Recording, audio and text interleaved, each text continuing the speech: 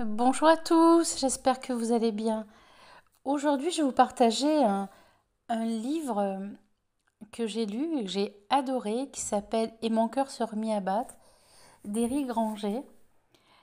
Donc, c'est l'histoire de Tony qui est condamné, qui a une grave maladie. Il a 40 ans. Il décide de partir au bout du monde, donc en partant des pyramides d'Égypte jusqu'à Bali, en allant dans les régions où se trouvent des aborigènes, où là, il va apprendre d'eux par les rituels qu'ils appliquent dans leur vie. Alors, je vais vous lire ces notes, c'est pas anodin. Écoutez, écoutez bien chaque phrase qui va vous apporter des réponses sans aucun doute à vos questions. Si tu considères le doute comme une force, capable de transformer le mental en geôlier, et la confiance et la foi en gardien, alors tu pourras agir en conséquence. Les ancêtres m'ont dit que tu avais perdu le nana de tes mains en perdant la foi. Ce n'est pas un don, c'est le nana. Le nana est l'énergie vitale, accessible à tous les êtres vivants, pour autant qu'on la respecte. La partie altérée par le doute avait été guérie par le mal. Tu pourras utiliser cette énergie quand tu en auras besoin. Si tu n'es pas guéri, c'est que tu n'as pas atteint la totalité des compréhensions. Et avec Julio, tu as fait l'expérience de l'illusion. Pour grandir et guérir, il nous faut être dans la vérité. La guérison survient quand la compréhension est totale, physique, émotionnelle et mentale. Alors c'est clair que quand on est dans un chemin de guérison, si on travaille que le physique sans tenir compte de l'émotionnel et du mental, ça ne fonctionnera pas. Ce sont les trois éléments réunis qui vont permettre la stabilité de notre être profond. Sans ça, ça ne fonctionnera pas. Au temple des trois portes, tu pourras agir sur les trois niveaux. Quand le soleil se lèvera, lui expliqua Pedro, tu ressentiras dans ton corps le cheminement du rayon solaire qui te balayera du front jusqu'aux pieds. Et quand la lumière inondera pleinement ton corps, tu porteras toute ton attention en toi, puis autour de toi, pour ressentir ce qu'il se passe. Alors à chaque fois, j'ai pris des extraits du livre qui me paraissaient intéressants,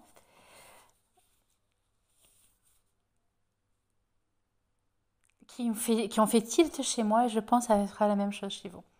Tu as ressenti l'amour véritable, l'amour inconditionnel, celui qui est pur et ne crée ni frustration ni manque, mais ouvre le cœur en démultipliant sa puissance. Lorsque tu maîtriseras ces trois niveaux, tu seras guéri. Ton cœur ne guérira que lorsque tu atteindras la compréhension totale. Tu sembles avoir établi la capacité à aimer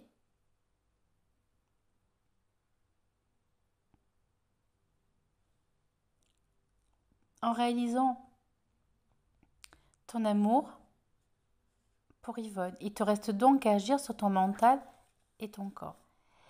Je vais t'apprendre ce qu'est la conscience focalisée. Tu vas pénétrer dans cette porte avec une volonté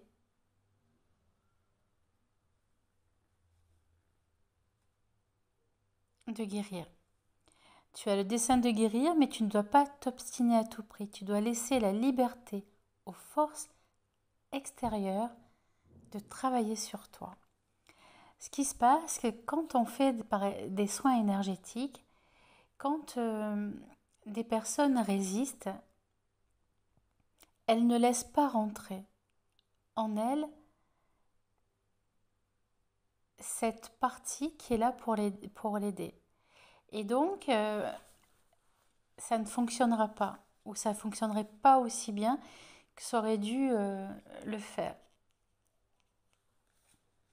L'éveil de l'être, c'est comme un ruisseau. Le cours ne peut être ni accéléré ni ralenti. Le but, c'est de laisser l'espace nécessaire à la vie pour lui donner l'occasion de nous éveiller en communiquant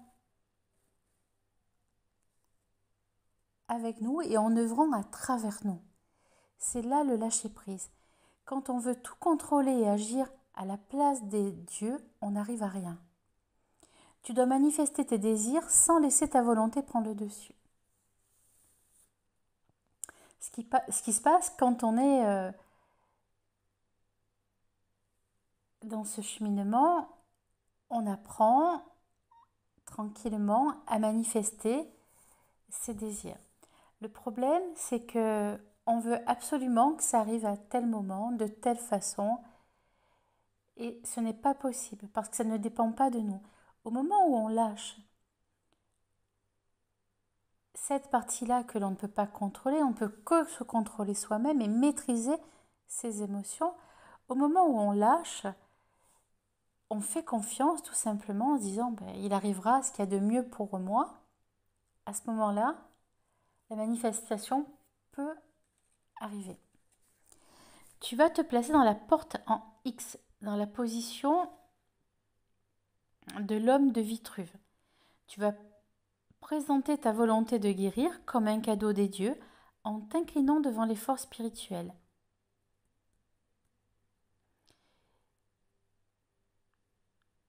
La puissance augmentera si ta volonté se révèle continue et subtile. Nous sommes ici devant la porte des étoiles. Tout est possible à condition d'y croire. Énergie du rayon d'or avec les 7 anneaux bleus. Plus subtile est ton intention, plus forte sera ta réalisation.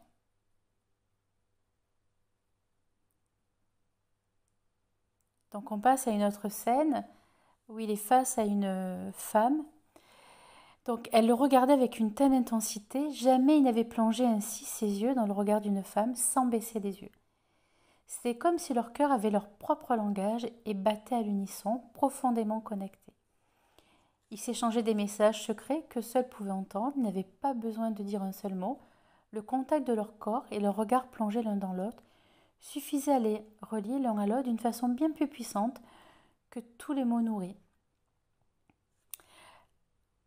Ce qui se passe, que quand on est dans des relations, on va absolument essayer de plaire ou de s'adapter à l'autre. Quand on est dans une relation comme ça, où on parle à travers le regard, c'est de l'amour véritable. Il n'y a pas besoin de forcer, il n'y a pas besoin de chercher à contrôler, puisque tout est juste et tout est vrai. Tu ne crois pas en tes capacités, ce n'est pas dans le doute que tu guériras.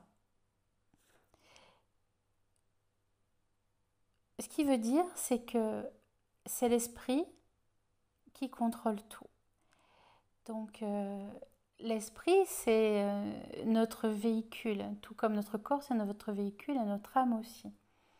Donc, si on nourrit pas l'esprit de la bonne façon, si notre dialogue intérieur est négatif, si le dialogue intérieur a des doutes, si le dialogue intérieur est dans la peur, dans les limitations, on ne pourra pas guérir. En tout cas, on ne pourra pas sortir de la situation.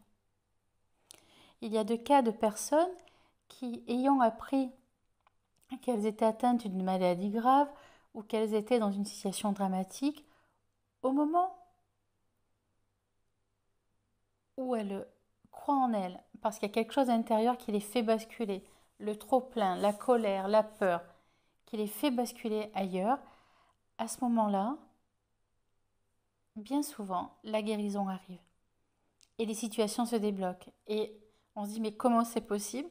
C'est au moment où on bascule d'une réalité à une autre.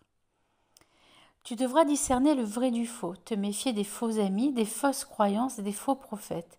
Ils pourraient te faire mourir. C'est derrière les voiles du mirage que se trouve la vérité. Vous avez dû sans doute vous rendre compte dans votre vie que vous avez des personnes autour de vous qui vont venir, qui vont vous faire des compliments, qui vont vous dire que ce que vous faites c'est bien, qui veulent vous aider, que ils ont reçu ce message de telle personne, etc. Si vous êtes dans une position où vous avez toujours des doutes et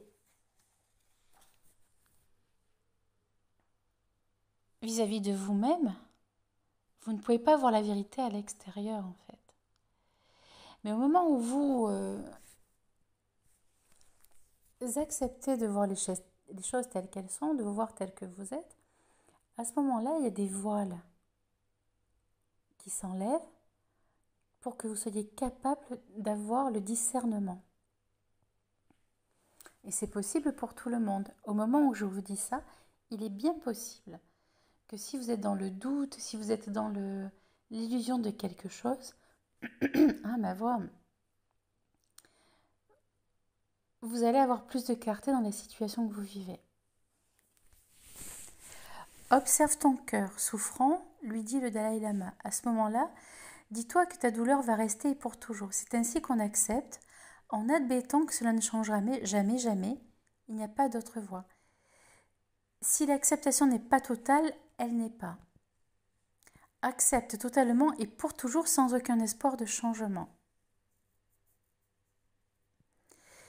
Quand on accepte une situation, alors il ne faut pas le faire de façon à se dire bon, c'est bon, j'accepte, ça ne fonctionne pas en fait.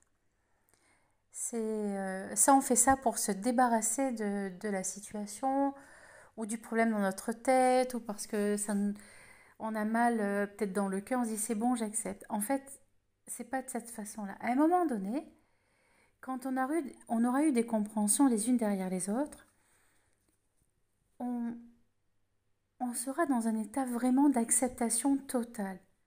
Quand on aura tout essayé dans une situation, dans une relation avec une personne, si on aura tout essayé, vraiment tout essayé, pour montrer sa bonne foi, pour montrer son amour, pour montrer le chemin, alors que on n'est pas là pour montrer quoi que ce soit aux autres. C'est une partie de nous qui va avoir raison, etc. Au moment où on acceptera qu'on a fait tout ce qu'on pouvait dans la situation que l'on vit, c'est vraiment très subtil, mais il y a quelque chose à l'intérieur de nous qui lâche et on se dit à l'intérieur de nous, on entend, c'est bon, c'est fini. Et là, on n'y retournera plus. Alors, ça peut être dans le cas d'une situation où vous êtes en conflit avec un ami ou avec la famille et que vous n'arrivez pas à vous faire entendre. Ça peut être le cas avec un amoureux avec qui vous respecte pas, tout simplement parce que vous-même vous ne respectez pas. Et au moment où vous avez ces compréhensions, vous voyez la situation telle qu'elle est, vous acceptez. Et vous savez que vous ne retournerez jamais, mais jamais en arrière. Et à ce moment-là, vous savez que c'est juste. Tu sais, j'ai souvent remarqué que plus on veut guérir vite et plus la guérison se fait attendre. En fait, prendre le temps est souvent la meilleure des voies. Alors, je ne sais pas si vous êtes rendu compte, mais à chaque fois qu'on veut obtenir quelque chose rapidement, comme il le dit dans le livre, ça ne fonctionne pas. Ça ne vient pas quand on le veut absolument, on est pressé, on le veut, rien ne passe. C'est au moment où on sait qu'on le veut, mais on accepte ce qui est, comme j'expliquais juste avant, on a fait le maximum et on laisse la vie nous surprendre. C'est pas dans nos mains en fait. Tu avanceras sur ton chemin personnel en te détachant de la vie des autres. Nous sommes tous ici de passage, nous sommes venus observer, apprendre, grandir, aimer, puis retourner d'où nous venons. Si on ne se détache pas de la vie des autres, on va toujours être sous le pouvoir des autres. Ce qui veut dire que on ne vivra pas la vie que l'on veut vivre, mais la vie que les autres nous disent que l'on devrait vivre, quel que soit l'âge d'ailleurs. Le fait d'être vivant te connecte automatiquement à tous les autres êtres vivants, du brin d'herbe aux étoiles. Cela signifie que tu n'es jamais seul, tu fais un avec le grand tout, n'oublie jamais ça. Quand on comprend que on est connecté aux autres, on est connecté au tout, on n'a plus peur d'être seul, on n'a plus peur d'être dans la solitude, parce que c'est dans la solitude que l'on se connecte au tout, à la nature, aux animaux, au ciel et à tout ce qui nous entoure. Tu viens de comprendre des lois de notre tribu. Chez nous, lorsqu'on reçoit un cadeau, on n'a aucune obligation de le rendre. Mais la nature nous incite à en faire un encore plus grand. Cette loi s'appuie sur un échange de ressources et nous aide ici à donner du miel contre des herbes, etc. Tu as compris cette loi? Tu vas pouvoir être initié. Ce qui veut dire que quand une personne vous donne, acceptez. Alors ce n'est pas toujours facile d'accepter quand toute notre vie on a été rejeté, quand on a on n'a pas eu les bases enfant d'être aimé comme on devrait être aimé, comme un enfant, simplement recevoir de l'amour sans qu'il y ait d'échange. Quand on accepte de recevoir un cadeau, la personne en face, effectivement, elle va recevoir un cadeau plus grand.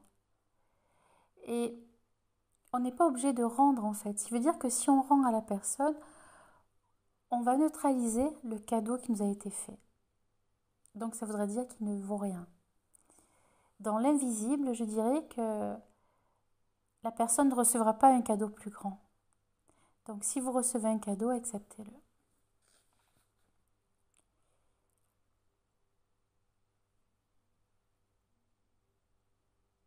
Tu es resté face au serpent et il ne t'a pas attaqué. Les monstres n'existent que dans notre tête.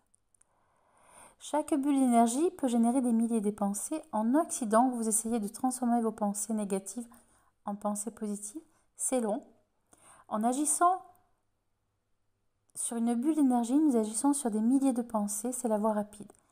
Chacun doit passer par une mort symbolique. En fait, les pensées sont éphémères. Si on maintient une pensée, nous la créons dans notre réalité.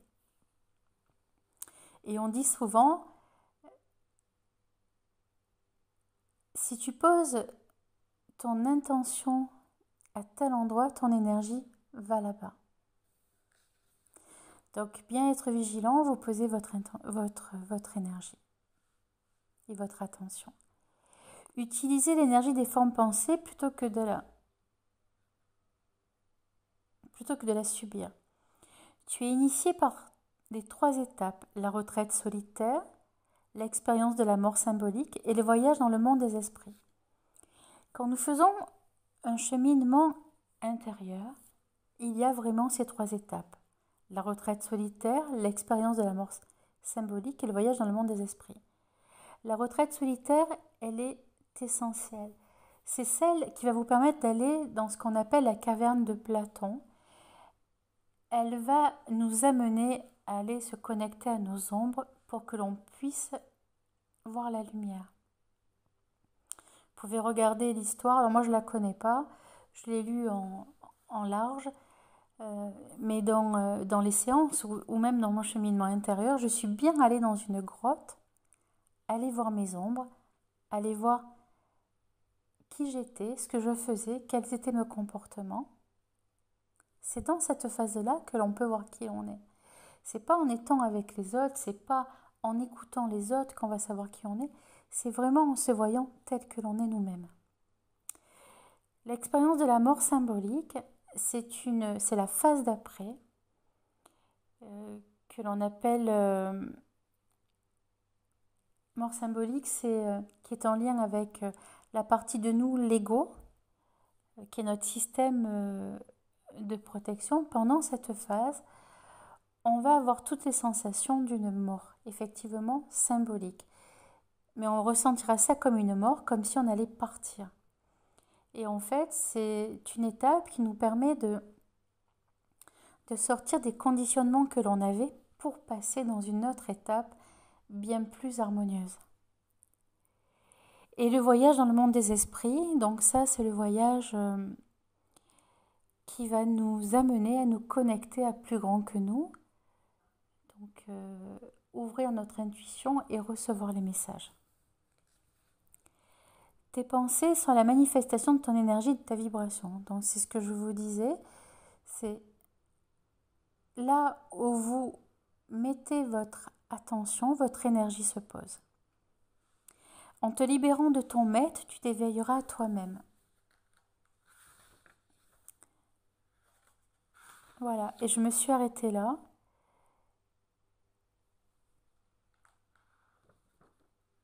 Et je pense que c'est juste. Je vous invite vraiment à lire ce livre qui est fantastique. Je l'ai lu il y a 2 ans, le 10 septembre 2022, et je retombe sur mes notes. Et je l'avais noté comme ça. Alors, de temps en temps, quand les livres me plaisent, je note des passages du livre concernés. Mais là, réellement, si vous êtes dans d'une phase de cheminement intérieur, vous passerez bien ces 3 étapes que l'auteur nous parle, Éric Granger, euh, qui, euh, qui est aussi le directeur de Oasis Voyage, qui organise des voyages intérieurs, spirituels dans le monde. Et c'est vraiment un livre à lire, un livre de chevet à garder. Voilà, ça faisait plusieurs jours que je voulais retrouver ce livre, je me souvenais plus de son titre. Je me suis souvenu de ce qu'il m'avait apporté au moment où je l'avais lu. Et je souhaite à tous que ces quelques extraits que je vous ai lus vous donnent envie en fait de vous plonger dans ce fabuleux livre d'Éric Granger. Je vous souhaite à tous d'être heureux, d'être à votre juste place, de vous foutre la paix. Si vous voulez retrouver l'ensemble de mes outils qui m'ont permis depuis 2019 à me reconnecter à mon être profond, vous pouvez les retrouver sur Amazon, sur Caroline Montiel. Sur les réseaux sociaux, vous trouverez des textes que j'ai publiés depuis 2 ans, jour après jour, qui est mon cheminement intérieur, les compréhensions au fur et à mesure. Je vous dis à bientôt et puis le meilleur pour vous.